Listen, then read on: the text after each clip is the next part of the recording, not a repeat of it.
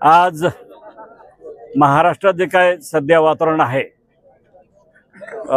हैदराबादच्या गॅजेटच्या नावाखाली आणि जसं मराठा आंदोलन झालं, त्या मराठा आंदोलनासाठी गॅजेट हैदराबादचं गॅजेट काहीतरी आधार घेतल्याने त्यांना ते GR काढतायत, देतायत, दिलं असं जे चाललंय, त्यात आता नवीन विषय परत आला आहे की हैदराबादच्या गॅजेटमध्ये जे बंजारा समाज आहे, या बंजारा समाजाला खरं म्हणजे मेहेंदू ट्राईब असं म्हटलेलं आहे आणि एका ठिकाणी त्या गॅजेटमध्ये स्पष्टपणे सांगितलं की शेतकरी जात मग OBC मध्ये असतील तर त्या गॅजेटला आधार धरून ते आदिवासीमध्ये आरक्षण मागण्याचं काही कारण नाही।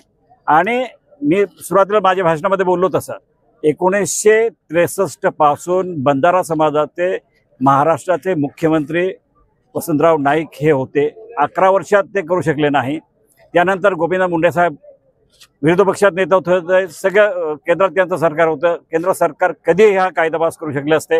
राज्यात त्यांचं सरकार आलं होतं, इथला कायदा करून केंद्राकडे तो कायदा पाठवून ते हा निर्णय घेऊ शकले असते। पण ते मानववंशशास्त्रज्ञ अँथ्रोपॉलॉजिस्ट म्हणतो आपण, आदिवासींचा खरा अभ्यास करणारे, याही पूर्वी इंग्रजांच्या कालावधीमध्ये हिरालाल रसेल या नावाचे जे काही मानववंशशास्त्रज्ञ अँथ्रोपॉलॉजिस्ट होते, त्यांनी आदिवासींची लिस्ट जी आता राज्यघटनेमध्ये 1950ला टाकली, ती 51 पासून अंमलबजावणी सुरू झाली।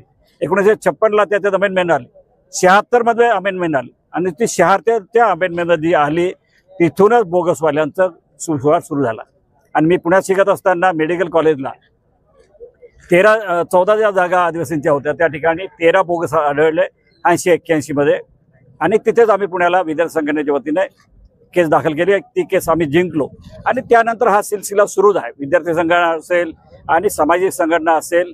आणि मध्येच मी मंत्री असताना गोंडगोवारी ही केस खूप महत्त्वाची होती। त्या गोंडगोवारीच्या केसमध्ये तत्कालीन सरकारने आणि जज, एक वकील राहिलेला माणूस, समजा आदिवासींसाठी लढणारा माणूस परत जज झाला आणि तो जज म्हणून झाल्यानंतर तो निर्णय घेत असेल तर राज्यघटनेत त्याला परवानगी नाही। एखादी जात जमात आदिवासीमध्ये घ्यायची असेल तर त्याला प्रोसिजर आहे आणि ती महाराष्ट्रातल्या ट्रायबल ॲडव्हायझरी काउन्सिल असेल, TSA असेल, हे त्याला मान्यता दिल्याशिवाय आणि इथे मंजूर करून केंद्राकडे पाठवावं लागतं। केंद्राने तो कायदा करावा लागतो, त्यानंतरच तो कायदा होतो आणि राष्ट्रपतींची सही होते। हे सगळं बाजूला ठेवून कोर्टाच्या जजने निकाल घेतला होता। आणि तुम्हाला हे पण सांगून देईन की मणिपूरमध्ये जी चूक झाली, एका जजने तिथल्या मतई या समाजाला आदिवासीमध्ये टाकलं आणि तिथले जे कोकी समाज आहे, जो आदिवासी आहे, तो भडकला आणि ते 2 वर्ष पेटलं। ते 2 वर्ष पेटलं, कितीतरी लोकांचा मृत्यू झाला। आदिवासी तिथे लढत होते, आपले पंतप्रधान गेले नाही, आता 2 वर्षानंतर गेले। हा फार मूर्खपणाचा लक्षण आहे। या देशामध्ये आदिवासींना कोणी पाहायला तयार नाही, आदिवासी मरतो ते मरतो। आणि एक नक्की आहे, आज आम्ही धडगावचे सगळे कुठल्या पक्षात आहे सगळे नेते एकत्र आलो। मला म्हणजे कौतुक वाटतं धडगावचं की पूर्ण राज्यात जे घडलं नाही ते धडगावने आज करून दाखवलं। धडगावच्या सगळ्या नेत्यांनी, जसे विजय प्राडकेजी असतील, धनसिंग पाटील असतील, आमदार साहेब आहेत, खासदार साहेब आहेत, आम्ही सगळे पक्षविरहित असे हा मोर्चा झाला। या मोर्चामध्ये सगळे निर्णय घेतले गेले, चांगलं निवेदन तयार झालंय, तहसीलदारांना दिलंय, ते राज्य सरकारला आम्ही जे पाठवलंय त्याच्यावर त्यांनी अंमलबजावणी करावी। आणि याच्या पुढे आदिवासींचं घुसखोरीचा विषय येताच कामा नये आणि जो तो याच्यात येण्याचा प्रयत्न करतोय, परंतु आमच्याकडे राज्यघटना आहे।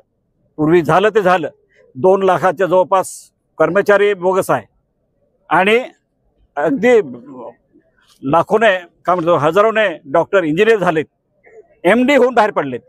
आम्ही ते पाहत राहिलो। आदिवासी समाज जागृत नाही। आजही आम्ही मोर्चा काढताना लोक रस्त्यावरनं पाहतात, पण या मोर्चामध्ये ते सामील होऊ शकत नाही। मी कार्यकर्त्यांना समजून सांगितलं, म्हटलं त्यांचं अज्ञान आहे, त्यांनाही सांगावं लागेल। परंतु आम्ही मात्र जे लोकप्रतिनिधी आहोत, आमदार खासदार जे आता आहेत तेही आणि पूर्वीचेही, आम्ही आतापर्यंत न्यायालयीन लढाई लढलो आहे, राजकीय स्तरावर लढाई लढलो आहे आणि ह्या लढाया चालू राहणार। परंतु बोगसांच्या बाजूने जोही पुढे येईल, तो किती मोठा माणूस असेल, मुख्यमंत्री असो का कोणी असो, त्याच्याबरोबर लढायला आदिवासी सक्षम झालाय। आदिवासी लढणार आणि राज्यघटना आमच्या पाठीशी आहे, याचं सगळ्यात मोठं उदाहरण आज धडगावने दाखवून दिलं।